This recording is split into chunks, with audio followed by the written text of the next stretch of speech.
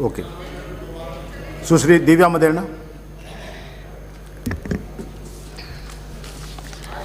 The Rajasthan land revenue amendment bill 2020, इसमें मुख्यतः सिर्फ दो बातें हैं. एक तो जो 17 जून 1999 तक जो कट ऑफ डेट थी, हम उसको एक्सटेंड कर रहे हैं 31 दिसंबर 2021 तक. पहले 70-30 के रेशियो में हम 1999 तक पट्टे दे रहे थे. 70-30 आपके the Rajasthan urban area permission for use of agriculture land for non agriculture purpose के जो रूल्स हैं उसमें आप 70-30 को आपने मेंशन किया. जो 70 प्लॉटिंग होगी और 30 आपकी फैसिलिटीज़ होंगी, इस अवधि को आप बढ़ा रहे हैं. और मुख्यमंत्री जी को भी मैं सुन रही थी कि सदन में वो जब फाइनेंस बिल पे रिप्लाई दे रहे थे तो वो कह रहे थे कि हम कच्ची बस्तियों को रेगुलराइज करेंगे सेक्शन 890A से.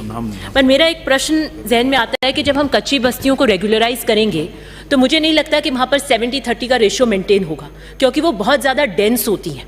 और अब आप उनको रेगुलराइज करना चाहेंगे तो शायद आप उस रोड को 30 में इंक्लूड करेंगे और खानापूर्ति करेंगे. तो मुझे नहीं लगता कि हम किस तरीके इसको कर पाएंगे.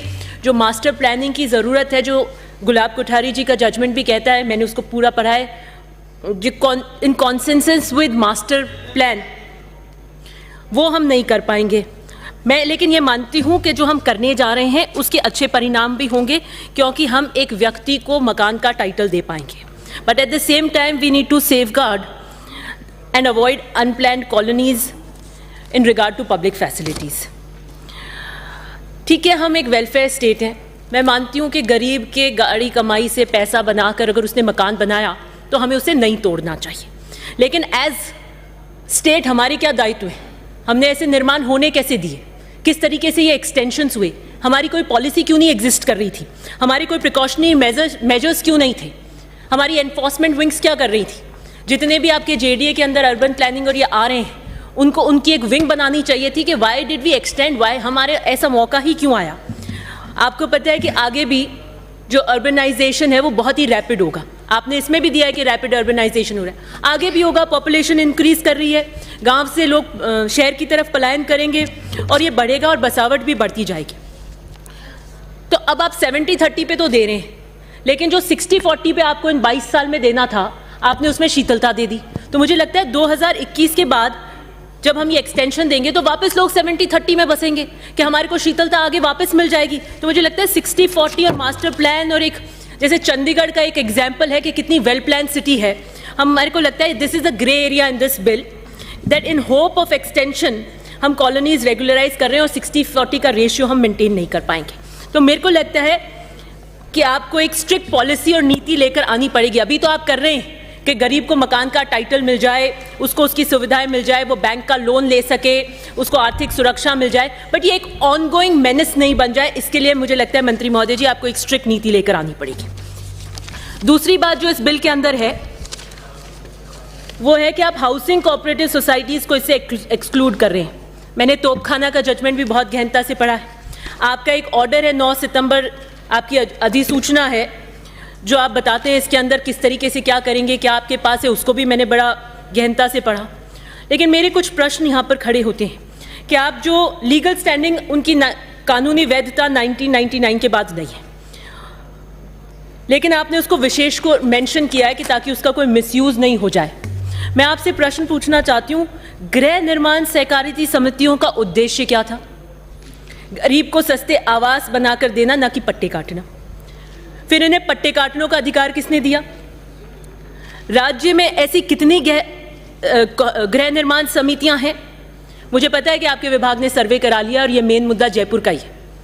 और ये 3 मंत्री को हैं जो जयपुर से आ रहे थे, ये भी इस पे कैबिनेट की मीटिंग में कर रहे थे, क्योंकि यहीं पे इनकी ऑडिट कब हुई, कितनी बार हुई?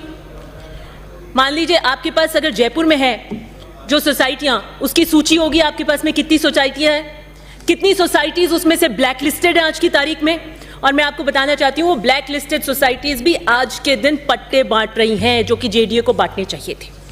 तो मुझे लगता है जो ये 22 साल का पीरियड है जहाँ मकान बना लिया, मान लीजिए आप उसको आज वैधता तो नहीं दे रहे कानूनी, ना इसको इंक्लूड कर रहे हैं इसके अंदर, लेकिन वो व्यक्ति जिसने हाउसिंग सोसाइटी से ले लिया पट्टा, मैं मानती हूँ कि फर्जीवाड़ा है, बिचौलियाँ हैं, एग्रीमेंट वाले हैं, भूमाफियाज हैं, लेकिन वो इंडिविजुअल जिसने बेनिफिट लिया, हाउसिंग सोसाइटी से और मकान बना लिया, उसकी क्या गलती है? उसको हम टाइटल नहीं दे पा रहे। सिर्फ उस बिचौलियों को ट्रैप करने के लिए हम हजारों लोग जो बेनिफिट हुए उनसे, उन इंडिविजुअल्स को हम इससे बाहर रख रहे हैं। मुझे लगता है पूरे राजस्थान के अंदर इसे आपको जयपुर में आपको इसको देखना पड़ेगा। और 95% बसावट जो जयपुर की है वो हाउसिंग बोर्ड को छोड़ दीजिए तो हाउसिंग कोऑपरेटिव सोसाइटीज नहीं बांटी है। आप पट्टे देंगे कैसे? कितने इंडिविजुअल्स को पट्टे देंगे?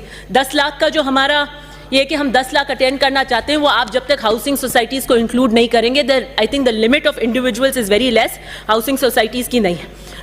आपको लगाम लगाने की जरूरत है। मैं ये भी मानती हूँ कि वो तो एक पैड लेके बैठे हैं। अब आप कह रहे हैं 1999, जो अभी उपनेता कह रहे थे कि बैक डेट में फर्जीवाड़े का गेम होगा, वो तो एक पर्चा लेके बैठे हैं कि ठीक है ये लोग काटा 99, 2022 काटा, लो अब आपको 95 में बता देते हैं। कैसे करेंगे आप उसको रेगुलराइज? कैसे? बट वो इंडिविजुअल तो मर रहा है ना वहाँ पर, उसकी क्या स्थिति होगी? तो मुझे लगता है कि आप इनको हाउसिंग सोसाइटीज़ को भी 21 तक रेगुलराइज करिए, उन इंडिविजुअल्स को टाइटल दीजिए। ये आपका एक ऑर्डर है जो मैंने यहाँ पर पढ़ा, जिसमें आप कहते हैं कि 31/12/2001 तक जारी पट्टों के सूची रिकॉर्ड जयपुर विकास प्राधिकरण द्वारा जमा कर लिया गया। ऐसे भूखंडकारी सदस्यों की सूची पुस्तिका के रूप में मुद्रित की गई और ऐसे को रिकॉर्ड ले लिया, और यही सूची हमारे पास मान्य है जो 2001 तक है। अब ये किसने ली, कैसे ली, इसमें सब आए नहीं आए, अगर कोई छूट गया तो वो भी अगेन इंडिविजुअल की गलती तो नहीं है। अगर गृह सहकारी समिति ने आपको रिकॉर्ड नहीं दिया 2001 तक। एक चीज आप इसमें और कह रहे हैं लास्ट में कि ऐसे में जिनका रिकॉर्ड नहीं है लेकिन उनका कब्जा है, चार दीवारी है, तो आप सर्वे करवाएंगे और उनको देंगे। तो मुझे लगता है इसके अंदर आप हाउसिंग सोसाइटीज को इंक्लूड कर लें और एक स्ट्रिक्ट प्रतिबंध लेकर आएं कि आप आगे इसको रोक पाएं। उदाहरण के तौर पर कोई प्लानिंग करता है, रोड्स बनाता है, आपके यहां से टीम जाती है, उसकी रोड उखाड़ के आ जाती है। 90A 90B इसी का अंदर बहुत जबरदस्त भेदभाव हो रहा है। एक किसान का मकान तोड़ देते हैं, पड़ोसी का मकान रह जाता है। एक को आप हाउसिंग सोसाइटी को वैध मान लेते हैं बैक डेट में, एक को वैध नहीं मानते। तो मुझे लगता है जबरदस्त भेदभाव यहां पर हो रहा है। निजी भूमि है, उसका मालिकाना हक है, लेकिन आप अनेकों मकान टूट रहे हैं और अनेकों हक उदाहरण यहां पर है। सोसाइटीज क्या करती हैं? जयपुर के पास की जमीन महंगी हो गई, जैसे आप गुड़गांव में देखेंगे किसान अब हेलीकॉप्टर उतारते हैं अपने घरों पे, जमीन महंगी हो गई। जयपुर के अंदर जमीन महंगी हो गई तो उन्होंने रोड पे फैसिलिटीज के ऊपर ही पट्टे काट दिए, उसकी कोई ऑडिट लास्ट समय करें। जेडीए के चक्कर काटते रहिए आप। अब मुझे पता नहीं है कि यहाँ पे एनफोर्समेंट विंग क्या करती है, लेकिन ठीक है आप अच्छा टाइटल दे रहे हैं। और मैं बस लास्ट में इतना ही कहना चाहूंगी कि लैंड माफिया जो है यही बैकडोर से पॉलिसी बनाता है, समहाउ हैंड ट्विस्टिंग कर कर यही पॉलिसी बनाता है। इसलिए आप इंडिविजुअल के बेनिफिट को देखिए, गृह सोसाइटी से जो इंडिविजुअल बेनिफिट होंगे उनको इंक्लूड कीजिए। और यही भूमाफिया है। एक बार मैं पीसीसी के ऑफिस जा रही थी मेरे पिता के साथ, बड़ी बड़ी गाड़ियां थी, सारे भूमाफिया इन्हीं दलों के जब टिकट आएंगे तो सबसे पहले उम्मीदवार बायोडाटा देकर आते हैं कि ये लीजिए हमें टिकट दीजिए। अब यूडीएच की मैं बात नहीं करूंगी, किस मर्ज की दवा है, सॉरी स्लिप ऑफ टंग तो हो ही जाता है, लेकिन स्लिप ऑफ ऑर्डर मत करिए मंत्री ji. I withdraw my amendment. Thank you. Shrimati Deepti.